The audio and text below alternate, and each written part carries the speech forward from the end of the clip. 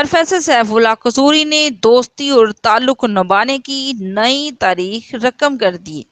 Professor Saif Ullah Kasuri اور اہل حلقہ NA 133 نے عوامی مینڈیٹ حاصل کرنے میں کامیاب ہونے والے ڈاکٹر عظیم الدین لکھوی کے مینڈیٹ پر ڈاکہ ڈالنے کی مخالف امیدواروں کی کوشش ناکام بنا دی۔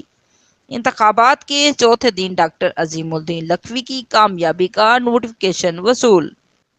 RO آفس کے باہر جمع ہونے والے شہریوں کا کامیابی کا نوٹیفکیشن وصول ہونے کے بعد ڈاکٹر عظیم الدین لکھوی اور پروفیسر سیف اللہ قصوری کو کندھوں پر اٹھا کر خوشی کا اظہار کیا۔